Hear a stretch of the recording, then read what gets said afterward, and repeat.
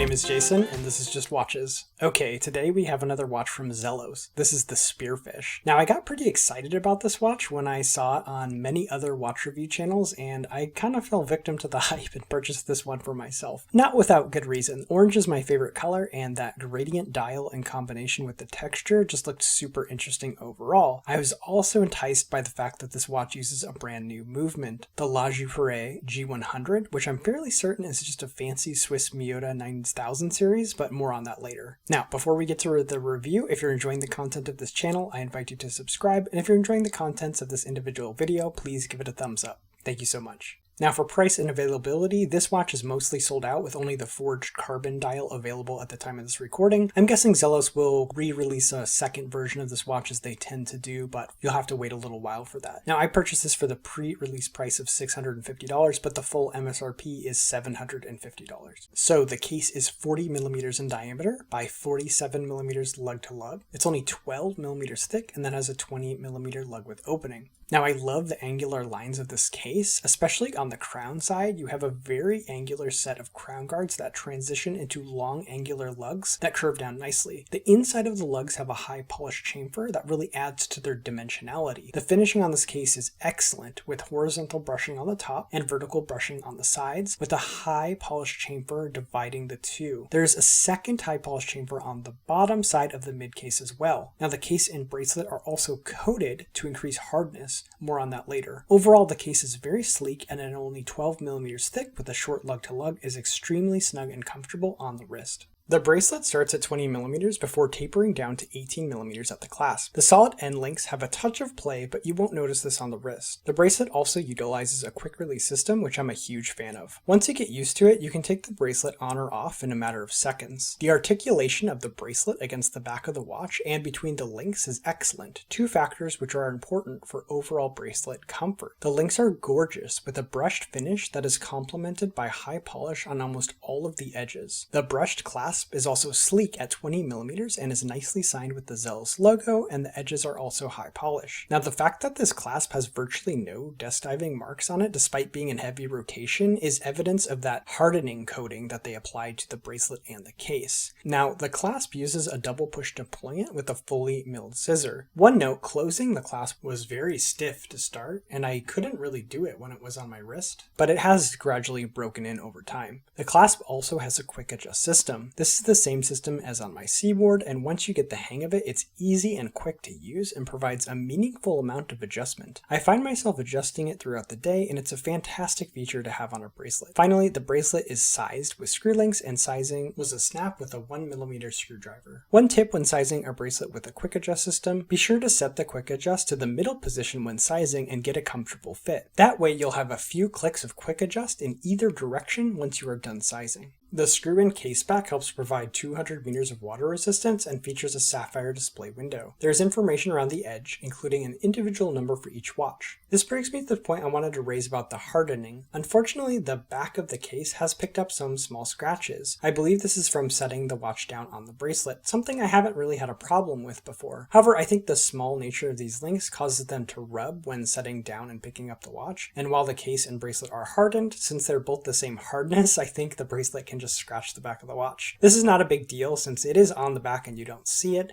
and the coating does appear to be helping in other places. It's just something I wanted to point out. This watch is powered by the brand new Joux-Perret G100 movement. Now I'm a bit of a movement nerd and I looked up a few teardowns of this movement. The Naked Watchmaker has a beautiful set of pictures as he disassembled this movement. Now viewing these, I couldn't help but notice that the main plate and overall architecture looks almost exactly the same as the Miyota 9000 series, albeit with nicer looking components. Now my theory is, since Citizen owns LJP, this new G100 movement does seem like a Miyota 9000 series that they're able to designate Swiss made because they're assembled by LJP. Now this doesn't really matter to me, it's just an interesting observation. Please let me know if you know more about this in the comments below. Anyways, getting to the specs of the movement, it's a hacking, hand-winding 28,800 vibration per hour automatic with a generous power reserve of 68 hours and a stated accuracy of plus or minus 20 seconds a day. It also features a quick set date. This one has also been gunmetal plated, and I will admit it looks really cool through the exhibition caseback. I'll have more comments on the accuracy of this movement when we get onto the Timegrapher. The 6mm screw down crown is very nicely finished with deep knurling as well as beautifully signed with the Zelos logo. While some Zelos crowns are loomed, this one is not. The profile of the crown is wide enough that you can easily operate it despite these crown guards, and the unthreading and threading action is very smooth.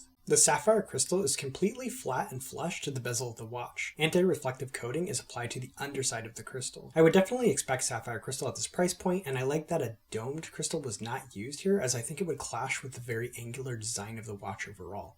The 120-click unidirectional bezel has somewhat minimalistic gear-style knurling. That being said, the case does not obstruct the bezel and it's still very easy to turn. The action is quite ratchety and everything lines up at 12. The insert is ceramic and it has a nicely brushed finish that keeps it from being too shiny. There is a nice orange triangle at 12 that matches the dial of the watch, and then we have a combination of Arabic numerals and dashes for the hour positions. Now, interestingly, these Arabic numerals and dashes are loomed, and the loom really makes them appear yellow. I thought this would clash with the indices on the dial, which are much more white, but the loom on the hands and indices is so strong that they often appear a bit yellow too, since they're constantly glowing, and the color of those two glows matches. So I'm not sure if this was by design, but it's a small detail that I thought would bother me from pictures, but in person is not really an issue. The dial is what drew me to this watch. Now, orange is my favorite color, and I love this gradient dial. Here we have a burnt orange color, and it really is quite a dark orange when not in direct light, and then obviously it fades to black at the edge of the dial. It's also textured in a way that catches light in a sunburst effect that also illuminates the texture of the dial. It's very dynamic overall and looks different in almost every lighting condition. Now, the indices are applied and are high polish, but are more of a gunmetal color. It's an interesting effect and works well with the overall design of the watch. The Zelos logos is applied at 12 and Spearfish, and the water resistance rating is written at 6. The date resides at 6 o'clock in a window that does have a bevel around the edge, and then the 6 o'clock position preserves the symmetry of the dial overall, and because the edge of the dial is black, I find that the date blends in just a little bit extra because of this. There are dashes around the edge of the dial for each of the minutes. No chapter ring is used, and interestingly, the re-hot is brushed. The hands are sword style with the same high polished gunmetal of the indices. While it is a bit tricky to tell, the hands are flat along the top and then angled down along the edges. This causes them to catch light from many different angles. Both are filled with lume, and the minute hand has an additional bit of design to help distinguish it from the hour hand. The second hand is the same finish with a loomed arrow and an orange tip at the very end. Now, both the minute and second hand are very long, which is a detail I always appreciate. Now, the lume on this watch is absolutely killer. If the sun hits this watch for a second, it will fully charge the lume, and it is bright. They use mostly C3X1, but there is a little BGW9, as you can see there on the tip of the second hand, and it's actually used on the dashes around the edge of the dial, although it is quite subtle here.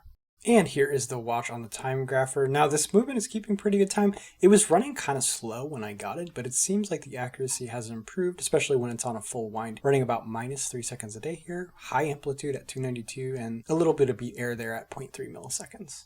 And here it is crowned down, also running about -3 seconds a day. So pretty consistent here. One really nice thing about this movement is that 68-hour power reserve, but as this is a new movement, only time will tell how reliable these are. It does seem like it's built off the Miyota 9000 series architecture, so hopefully it should be a solid performer. And here is the watch on my 6 3/4 inch wrist at 40mm. This is a great size. It's going to work on a large variety of wrist sizes. And then you can see at only 12mm thick, it's wearing low, snug, and comfortable on the wrist.